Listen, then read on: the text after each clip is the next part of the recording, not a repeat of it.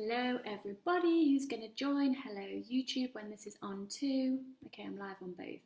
Okay, today I'm still talking about eating emotionally at this time because loads of people are stuck at home and they're bored and they're struggling with quote unquote overeating. So I just want to address this again, and hopefully what I say is going to give you guys some tips to move forward so you don't feel really guilty and shame and you're not fighting with yourself over this boredom eating thing, okay? So I want to start with a quote by Janine Roth, and the quote is, "Overeating is always an attempt to care for yourself."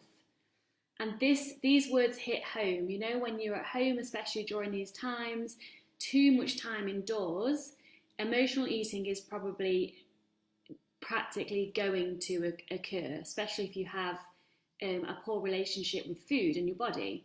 But we can weather this storm together, which is why I'm coming on here to try and help you guys. So every time that you eat when you're not hungry, first recognise that you're trying to take care of yourself, because that's a fact, whether you believe it or not. It's your soul asking for something. Okay, and if you're used to using food, or if you've manipulated your food with chronic dieting in the past, then you are going to choose food as your number one coping mechanism. So when you notice you want to eat when you're not hungry, first recognise that you are trying to take care of yourself. That's really important. And then the next thing to do is to just get curious with another form of self-care. So notice there that I use the words get curious and another.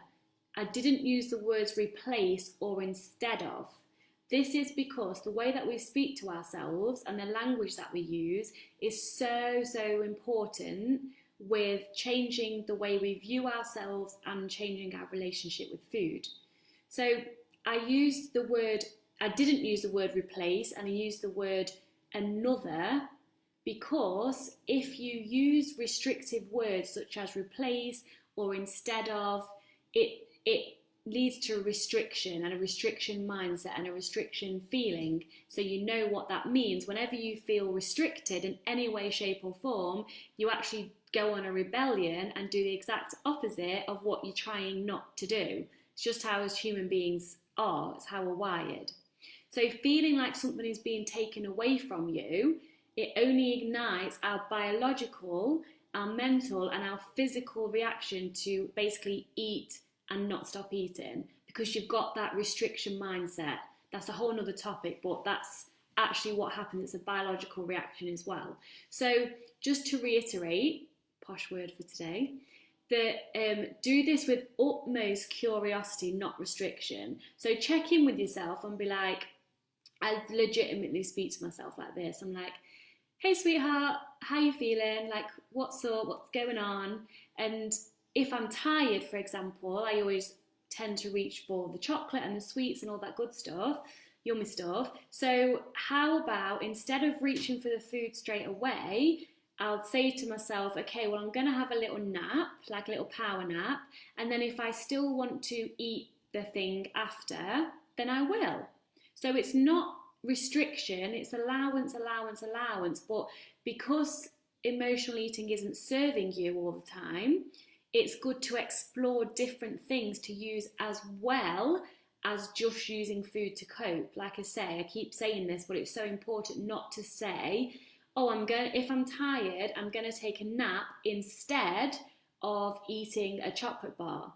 Because once you tell yourself you can't do something, that's when you want to do it even more. Reverse psychology, guys, it really works. So, for example, if you're bored, you could go for a walk with your favourite podcast or favourite audiobook or podcast Victoria's Secrets to Health and Happiness. Anyone? My podcast? Some really good value in there. Or if you're in one of those meh moods, I don't know if that's an actual word meh, but I mean meh, not meth, by the way. There's a big difference. Oh, I'm so funny. Turn on your favourite Netflix show, write in a journal, find like a motivational talk on YouTube or even something stupid on YouTube to watch. I've heard Victoria Kleinsman's show is really good on YouTube as well. God, look at all my digs getting in right now for you.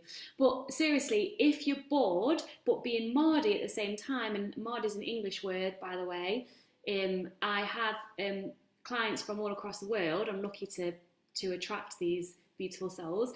And I was speaking to my New Zealand client the other day, and I mentioned the word Mardi, and she was like, what the hell does Mardi mean? And I was like, oh, okay, how do you describe Mardi? So Mardi is, you English guys, like, comment if I'm saying it wrong. Mardi, I would use to describe the word Mardi as a childish way of dealing with things that aren't going your way. Maybe sulky. I don't know if sulky is a word that's just not in England.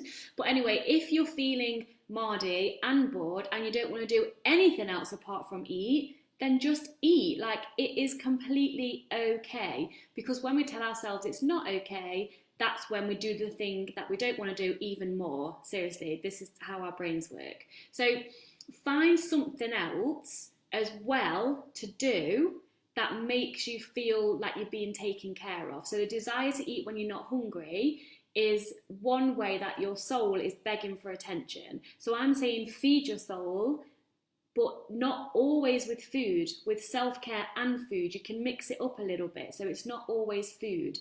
But again, it's so important the way you speak to yourself around this. Instead of saying, I'm going to go on a walk instead of eating a tub of ice cream, it doesn't work. It's restriction mindset. You're going to want the ice cream even more. And the most important thing with all of this is, no matter what option you decide to explore and get curious with regards to self-care when you want to eat when you're not hungry, promise yourself 100% that when you've explored and done this other self-care thing that you might like to do, promise yourself that you will still have the snack or the food if that's what you want to do. Because again, I'm going to keep saying it because it's so important, if you don't let yourself have the thing, then it will cause a restriction mindset and you'll want it even more. So take care of yourself, have a long hot shower if that's your thing, you know, like shave your legs, put a face mask on, probably, I know there's some guys watching this, you could also put a face mask on, probably not shave your legs unless you're doing a bodybuilder, and I can see a bodybuilder on here, so he might actually want to do that. But all I'm saying is do whatever feels good for you and give yourself to have full permission to eat whatever you want to eat after you've practiced this different self-care method. If that still feels too restricted to you, so if you're kind of listening thinking, oh yeah, actually that kind of makes sense, but when you get down to it, not sex, by the way, I don't know why that came straight into my mind. When you get down to doing the thing, like for example, let's say your self-care thing, as well as eating the food emotionally, is having a bath, right? You can take yourself off to the bath. Don't give a shit if it's the middle of the day. Light some candles, put some nice music on. This is your time. How about taking some chocolate or some wine or whatever your thing is into the bath with you and really enjoying that experience? So you've gone, if you do this, you've gone from sitting there thinking you're bored or I need to eat emotionally, like it's almost like a drive, like you can't control it. I get it, I've been there, trust me. So be like, okay, I'm just going to stop for a minute. Notice that I want to eat when I'm not hungry, and that is okay, by the way. Food is delicious. And then think, okay, so what ways can I explore how to take care of myself because I'm bored? That's not just food straight away, because I want to explore different ways of self-care, because eating all the time isn't serving me or making me feel great. By the way, there's nothing wrong with it. It's just your individual choice if you want to do that or not. So let's say you've got to that stage and you're like, okay, Victoria said, do something self-care first and then let myself have whatever it is I want to have. But if that feels too restrictive for you, be like, okay, so our bath sounds good to me. I'm going to take like a really nice bar of chocolate, whatever your thing is, into the bath with me and enjoy the whole experience and the whole process of whatever it is that you're doing. So then you're going to enjoy whatever food you choose. I keep saying chocolate because that's just my thing. And it makes the experience more pleasurable. You're not going to have the guilt and shame and that like animalistic like eating episodes where you're not actually even enjoying your food. You're just stuffing it in your face because you think it's wrong and shameful and whatever. So make it into a nice experience. So if it's a walk that you think self-care, a self-care way of looking after yourself is a nice walk with a podcast, for example, then why don't you take yourself on a walk with your favourite food or snack and then have like a picnic somewhere, or just find somewhere that's a nice place to sit, take a little blanket maybe, and then really enjoy that thing that you want. So you're incorporating the food, which is what you always turn to for emotional support and emotional comfort, and then you're also incorporating something else with it as well. So it's not always about the food.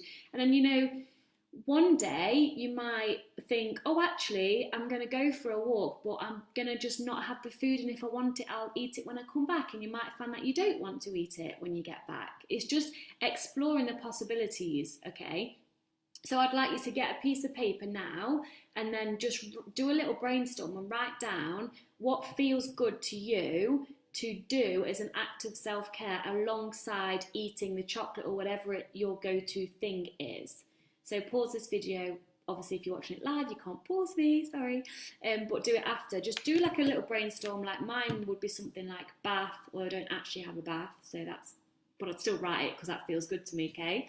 So I'd write bath, walk, exercise. I'm sorry to be one of those people but I just literally love to exercise. It makes me feel good. Just sitting on the sofa and just like looking outside the window, that also feels good to me sometimes, when you just want to just be still. So then do the same for you. And then I want you to have a look at what you've written down and ask yourself, how can you incorporate some of these things as well as eating? Or could you try to do one or two of those things? Because basically, if you're having a hot shower, you can't really eat chocolate in the shower. You probably could, but I wouldn't advise it because I think it would ruin the chocolate experience. So then how can you do a shower, for instance, or something else, and then have the food or the chocolate after? And see if you want to have the snack after. And if you do, give yourself full permission. Don't be doing the other self-care thing and in the back of your brain thinking, oh, well, hopefully I won't want to eat the thing after this, because that's, again, a form of restriction. Be okay with whatever happens. Allow yourself to have whatever you want and be kind to yourself. Because 100% unadulterated, is that a word? Whatever. I'm reading off the blog I've just wrote, so I use the word from somewhere. 100% permission is the key to stop binge eating and emotional eating long term. Seriously, try it. And if you want to take this time to work on yourself and work on your relationship with food and with your body, if you have more time because of this whole coronavirus stuff, then please check out my Food Freedom and Body Confidence program on my website. And there's so many different payment options on there. However, if it's something you do really want to do because you want to fix your relationship with food and then actually like yourself, because it is possible, trust me, even if at the minute you just don't even want to look in the mirror, I've been there, then get in contact with me, because we can make a specific payment plan to suit you, like a year-long payment plan if you need to. Because my aim here is to help you, and I want to make it doable for as many of you as possible. So just reach out to me if the payment plan options on the website isn't okay for you, and we'll see what we can do. So have a beautiful Thursday, if you're watching this on Thursday, because it's live, so clearly you are. But if you're watching this at a later date on YouTube or listening to it as a podcast, have a beautiful day. And I'll see you all guys later. Bye. And this one, share to story. Oh, sugar, I forgot to save it. Oh well. Okay, bye Facebook. Love you.